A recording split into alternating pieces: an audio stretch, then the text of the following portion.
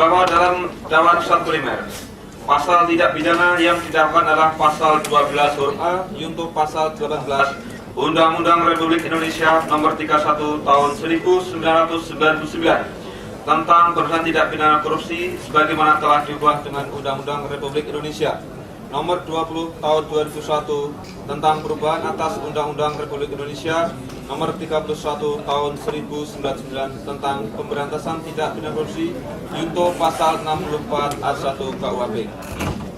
Bahwa pasal 12 huruf A disebut rumusannya sebagai berikut.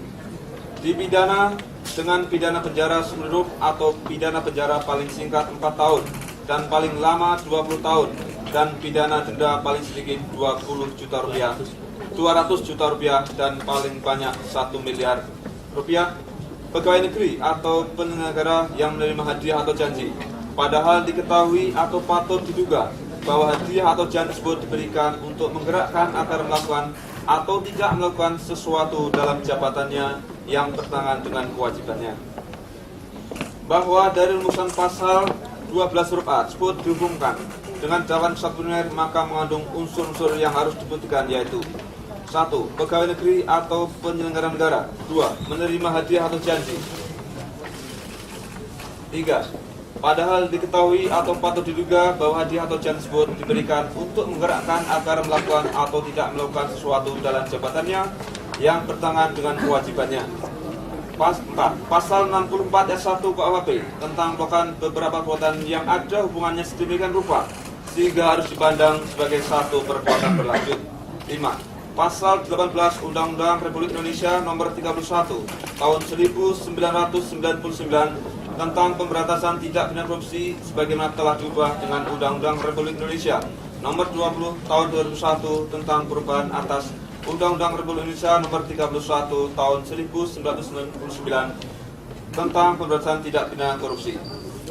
Relevan dengan dakwaan syarat tersebut, maka terhadap fakta-fakta hukum sebagaimana yang telah diuraikan dalam analisa fakta sebelumnya akan dilakukan dengan menggunakan pendekatan yuridis guna membuktikan unsur delik yaitu pasal 12 huruf A Undang-Undang Nomor 31 Tahun 1999 tentang pemberantasan tindak korupsi sebagaimana telah diubah dengan Undang-Undang Nomor 20 Tahun 2001 tentang perubahan atas Undang-Undang Republik Indonesia Nomor 31 Tahun 1999 tentang pemberantasan tindak pidana korupsi junto pasal 64 ayat 1 KUHP sebagai berikut.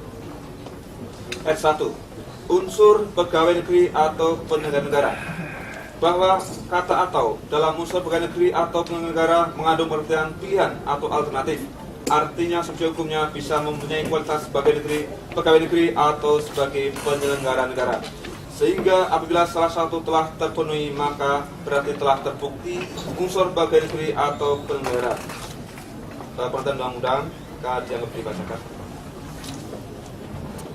Dengan memperhatikan pasal 1 angka 1 dengan memperhatikan pasal 1 angka 2 Undang-Undang Nomor 31 Tahun 1999 tentang pemberantasan tindak pidana korupsi sebagaimana telah diubah dengan Undang-Undang Nomor 20 Tahun 2001 tentang perubahan atas Undang-Undang Nomor 31 Tahun 1999 tentang pemberantasan tindak pidana korupsi tersebut terlihat jelas bahwa terdakwa Anas Urbaningrum yang berkedudukan sebagai anggota DPR RI periode 2009-2014 berdasarkan putusan Presiden RI nomor 70/P tahun 2009 tanggal 15 September 2009 adalah termasuk dalam kriteria sebagai pegawai negeri dengan alasan yaitu 1. Yang bersangkutan adalah termasuk pegawai negeri sebagaimana dimaksud dalam Undang-Undang tentang Kepegawaian. 2. Yang bersangkutan adalah termasuk pegawai negeri atau pejabat sebagaimana dimaksud dalam pasal 92 ayat 1 Kitab Undang-Undang Pidana, yaitu sebagai pejabat yang dipilih dalam pemilihan berdasarkan undang-undang dan sebagai anggota badan pembentuk undang-undang dalam kurung Dewan Perwakilan Rakyat. 3. Yang bersangkutan adalah orang yang menerima gaji atau upah dari keuangan negara. Pengertian penyelenggara dianggap dibacakan.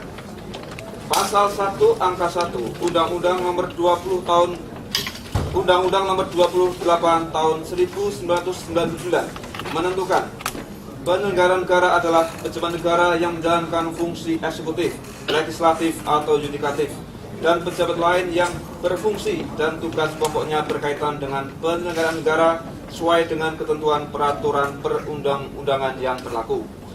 Pasal 2 Undang-Undang Nomor 28 Tahun 1999 yang menentukan bahwa penyelenggara meliputi 1. Pejabat negara pada lembaga tertinggi negara. 2. Pejabat negara pada lembaga tinggi negara. 3. Menteri. 4. Gubernur. 5. Hakim. 6. Pejabat negara yang lain sesuai dengan ketentuan peraturan perundang-undangan yang berlaku. 7. Pejabat lain yang memiliki fungsi strategis dalam kaitannya dengan penyelenggara negara sesuai dengan ketentuan peraturan perundang-undangan yang berlaku. Bahwa berdasarkan fakta-fakta yang telah terungkap di persidangan, maka diperoleh fakta hukum sebagai berikut. 1. Bahwa terdakwa Anas Urbaningrum membenarkan seluruh identitasnya di persidangan sesuai dengan surat dakwaan penuntut umum. 2. Bahwa terdakwa Anas Urbaningrum dalam keadaan sehat jasmani dan rohani selama proses persidangan. 3. Bahwa terdakwa Anas Urbaningrum selaku anggota Dewan Perwakilan Rakyat Republik Indonesia masa jabatan 2009-2014 berdasarkan putusan Presiden Republik Indonesia nomor 70/P tahun 2009 tanggal 15 September 2009 yang selanjutnya ditempatkan pada Komisi 10 DPR RI sebagai ketua fraksi dari fraksi Partai Demokrat DPR RI. Bahwa dengan memperhatikan ketentuan pasal 2 angka 2 Undang-Undang Nomor 28 tahun 1999 menunjukkan bahwa terdakwa Anas Urbaningrum yang menjabat sebagai anggota DPR periode 2009-2014 adalah pejabat negara pada lembaga tinggi negara, sehingga memenuhi rumusan sebagai penyelenggara negara. Berdasarkan uraian di atas, maka terdakwa Anas Urbaningrum telah memenuhi sebagai subjek hukum yang mempunyai kualitas atau kedudukan baik sebagai penegeri atau penyelenggara negara, sehingga unsur pasal pegawai negeri atau negara telah terbukti secara sah dan meyakinkan, yang mana unsur tersebut selanjutnya akan dihubungkan dengan pembuktian unsur-unsur berikutnya yang akan diuraikan di bawah ini. Unsur menerima hadiah atau janji. Pengertian janji dianggap dikatakan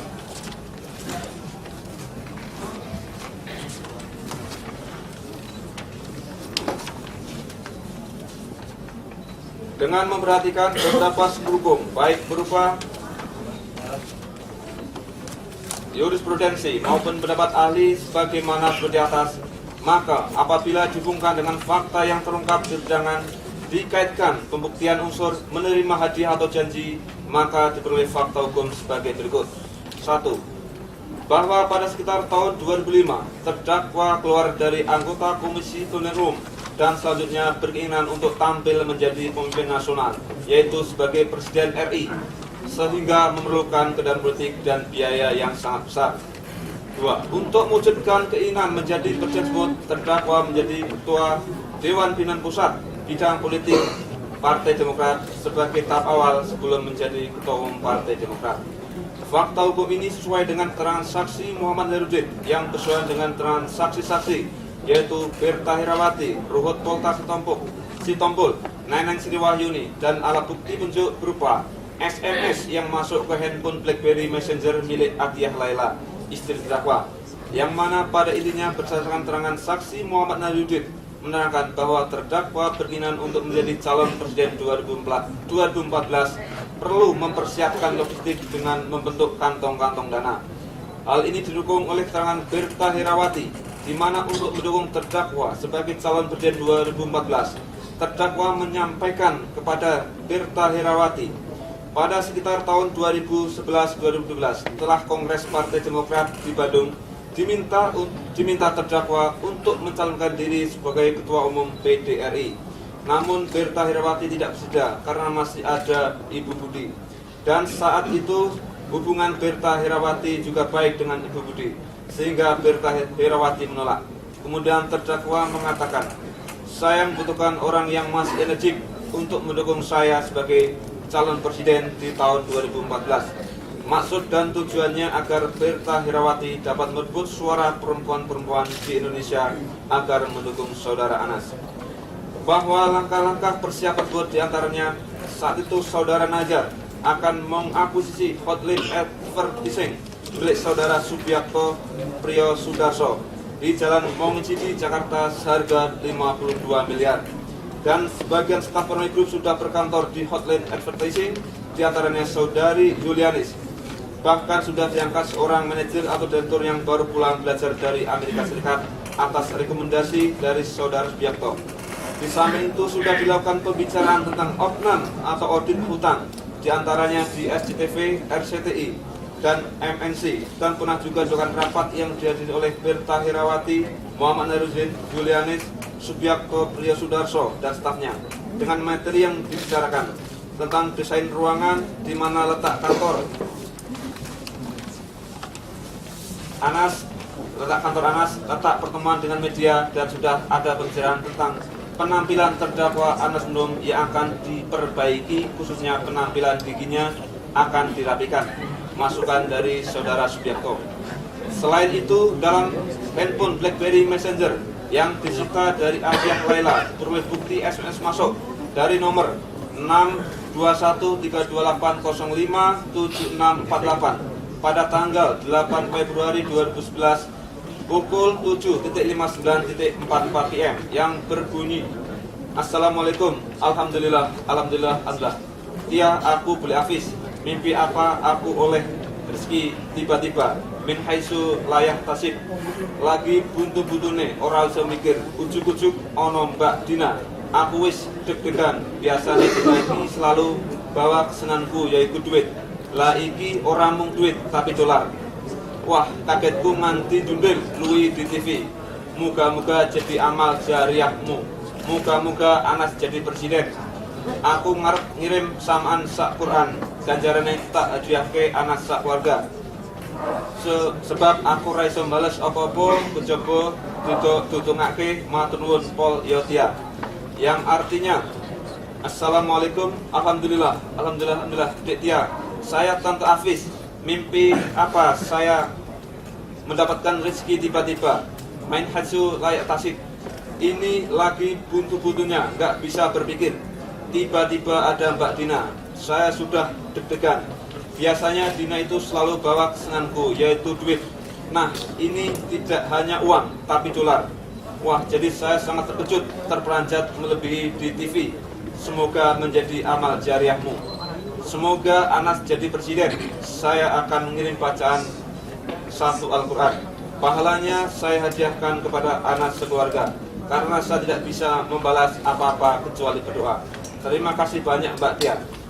Yang kemudian SMS tersebut di forward atau diteruskan kepada Dina ke nomor 6281126 pada tanggal yang sama pada pukul 8.36.38 PM. Selain itu ada SMS masuk dari nomor 085228858557 pada tanggal 4 September 2012 pukul 3.12.38 PM yang berbunyi, Assalamualaikum Pak, niat kami ingin jadikan Mas Anas jadi RI1. Foke itu pintu pulung bagi Mas Anas. Waktu tinggal beberapa hari lagi, tapi belum ada kabar dari Mas Anas. Foke ketemu, Foke DKI1, Foke tidak ketemu. Foke terjun bebas. Kami lakukan ini sebagai bentuk cinta kami kepada Mas Anas. Dan maaf, hal ini akan aku sampaikan via SMS supaya saya bisa jadi bukti bahwa kami sudah mengingatkan. Kami sudah menunggu konfirmasi dari Mas Anas. Wassalamualaikum, Mujib. Yang kemudian dipertegas dari sumber yang sama pukul 07.41.56 PM. Lanjutan SMS. Maksudku, kami ingin Foke jadi DKI1 dan Mas Anas jadi RI1. Selain itu juga masuk SMS darinya Mas Riak nomor 6281823120 pada tanggal 22 Maret 2011 pukul 11.07.44 AM yang berbunyi, Assalamualaikum, kami sangat siap dukung Mas Anas jadi presiden mendatang. Dan dengan segenap doa dan restu, apa perlu mulai sekarang para santri mujahadah khusus sebagai ikhtiar tanda dukungan kami dari lubuk hati yang dalam kami sangat mendamba. Bahkan dalam suatu kesempatan yang lain, saksi Ruhut Sitompul pernah menyampaikan kepada terdakwa Anas Nurul sebagai calon presiden, yang kemudian dijawab oleh terdakwa, abang bisa saja. Bahwa walaupun terdakwa selalu menyangkal tentang keinginannya akan mencalonkan diri sebagai calon presiden 2014 dengan alasan bahwa itu hanya penyampaian orang-orang yang mendukungnya, namun fakta di atas menunjukkan adanya keseriusan keinginan terdakwa tersebut, karena tanpa ada keseruan diri menjadi presiden, tidak mungkin Permai Group akan mengakuisisi Hotlink Advertising milik Saudara Subiakto Priyo Sudarso di Jalan Mongin City, Jakarta seharga 52 miliar, dan sudah dilakukan pembicaraan tentang OP6 atau audit hutang, di antaranya di SCTV, RCTI, dan MNC. Bahwa terdakwa yang berkeinginan akan mencalonkan diri sebagai calon presiden 2014 dapat dibuktikan dengan adanya fakta hukum, adanya rapat yang dihadiri oleh Firta Hirawati, Muhammad Nazarudin, Julianis, Subiakto Priyo Sudarso, dan stafnya, dan adanya beberapa orang yang mengirimkan ucapan dukungan terdakwa sebagai calon presiden 2014 sebagaimana bukti SMS di atas. 3. Bahwa untuk menghimpun dana-dana terdakwa dan Muhammad Nazarudin bergabung dalam Anugerah Group yang berkantor di Jalan KH Abdullah Syafi'i nomor 9 Tebet, Jakarta Selatan, yang kemudian berubah nama menjadi Permai Group setelah pindah kantor ke Tower Permai di Jalan Warung Buncit Raya nomor 27 Mampang Perapatan, Jakarta Selatan, antara lain PT Anak Negeri, PT Anugerah Nusantara, dan PT Panahatan, di mana terdakwa menjadi komisaris di PT Panahatan. Di samping itu, istri terdakwa Atiyah Laila dan Mahfuz Roso bergabung dalam PT Duta Sari Traras atau PT DCL, di mana Atiyah Laila duduk sebagai komisaris dan pemegang saham. Fakta ini didukung keterangan saksi Muhammad Nazarudin yang bersesuaian dengan keterangan saksi-saksi yaitu Julianis, Mindo Rosalina Madulan, Munadi Herlambang, Mahfuz Suroso, dan Roni Wijaya, yang antara lain membuktikan bahwa terdakwa ikut serta dalam kepemilikan PT Anugerah Nusantara atau Annual Group dengan membuktikan kedudukan Atiyah Laila dalam pengurusan PT Duta Sari Traras dengan alasan atau pertimbangan sebagai berikut. A. Bahwa terdakwa pernah membeli saham PT Anugerah Nusantara sebesar 30% saham yang dimiliki oleh Muhammad Nazarudin. Bahwa di persidangan terdakwa menyatakan tidak mengetahui tentang PT Anugerah Nusantara atau Anugerah Group, melainkan yang diketahui terdakwa adalah hanya terkait dengan PT Panahatan, di mana terdakwa pernah menjadi salah satu komisaris. Menurut kami bahwa sangat terdakwa tersebut adalah tidak benar, oleh karena dalam persidangan jaksa telah menunjukkan akta otentik berupa akta jual beli saham tertanggal 1 Maret 2007 antara Muhammad Nazarudin, pekerjaan swasta, yang beralamat di Jalan Ahmad Yani, Gang Arida, nomor 1 RT 002 RW 003, Kelurahan Tanah Datar, Kecamatan Pekanbaru Kota, Pekanbaru sebagai pihak pertama, dan Anas Urbaningrum, pekerjaan swasta, alamat Jalan Teluk Semangka, RT 028 RW 017, Kelurahan Duren Sawit, Kecamatan Duren Sawit, Jakarta sebagai pihak kedua, di mana terdakwa membeli saham 30% PT Anugerah Nusantara yang dimiliki oleh Muhammad Nazarudin, yang ditandatangani oleh Anas Nurul dan Muhammad Nazarudin, dan juga keduanya membubuhkan cap jempol. Bahwa terdakwa dan penasihatnya dalam persidangan meragukan keaslian tanda tangan dan cap jempol dari terdakwa Anas Urbaningrum, sehingga melalui majelis hakim akta jual beli saham tersebut diminta untuk dicek di laboratorium forensik. Atas permintaan tersebut, jaksa menindaklanjuti melakukan pemeriksaan ke Pusinafis Bareskrim Mabes Polri dengan melakukan pengambilan sampel sidik jari terdakwa Anas Nurul pada tanggal 3 September 2014, yang kemudian diketahui bahwa berdasarkan berita acara pemeriksaan perbandingan persamaan sidik jari nomor PSJ 08-9-2014 Pusinafis dalam kesimpulannya bahwa sidik jari pada surat jual beli saham 30% saham perseroan terbatas Anugerah Nusantara berkedudukan di Pekanbaru nomor 01W/7/2007 yang ditandatangani oleh Muhammad Nurdin yang selanjutnya disebut pihak pertama, Anas Kupendum yang selanjutnya disebut sebagai pihak kedua, dan notaris di Pekanbaru Asman Yunis SH pada tanggal 1 Maret 2007 bertanda huruf A merah, identik atau sama dengan sidik jari jempol kiri pada kartu AK23 yang merekam 10 sidik jari tangan kanan dan tangan kiri Anas Urbaningrum yang diambil di Jakarta pada tanggal 3 September 2014 oleh Brigadir Haris dan disahkan oleh Aibtu Sugeng.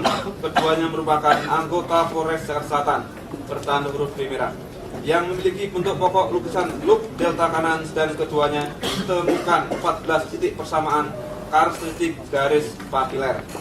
Dengan demikian, menurut jaksa umum bahwa terdakwa tidak memberikan keterangan yang sebenarnya terkait dengan kedudukan terdakwa Anas Nurdin di PT Anugrah Nusantara.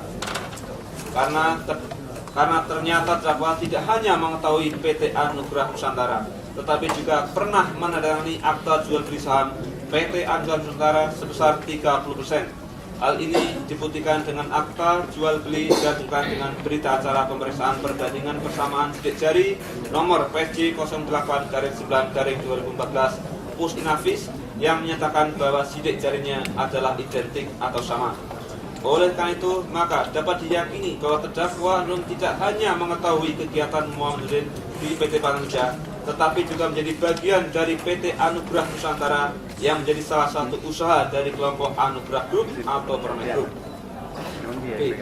Terdakwa mendapatkan gaji dari PT Anugrah Nusantara pada bulan November-Desember 2008 dan bulan Januari sampai April 2009, yang per bulannya terdakwa mendapat gaji sebesar 20 juta rupiah sebagaimana keterangan saksi Julianis yang saling bersesuaian dengan keterangan saksi Oktarina Funi dan saksi Muhammad Nazaruddin, bahwa walaupun terdakwa tidak mengakui itu sebagai gaji, tetapi diakui sebagai honor atas kosongan politik pribadi, mengingat saksi Muhammad Nazaruddin ingin belajar politik dari terdakwa.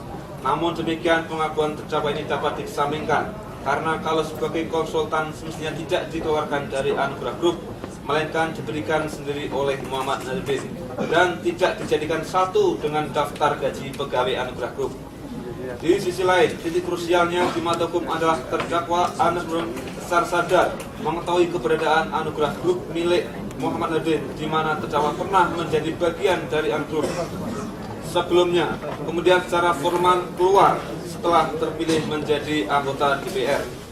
Demikian juga dengan terpilihnya Muhammad Nurdin sebagai anggota DPR juga secara formal keluar dari Anugrah. Namun demikian, di balik layar, terdakwa bersama-sama dengan Muhammad Nurdin tetap mengendalikan Anugrah Group yang kemudian lebih dikenal sebagai Permai Group setelah berkantor di Gedung Permai, di mana kegiatan utamanya adalah mendapatkan proyek-proyek dari pemerintah yang dibiayai dari APBN yang dikerjakan sendiri maupun dikerjakan oleh perusahaan lain dengan mendapatkan fee proyek sebesar 18-20%.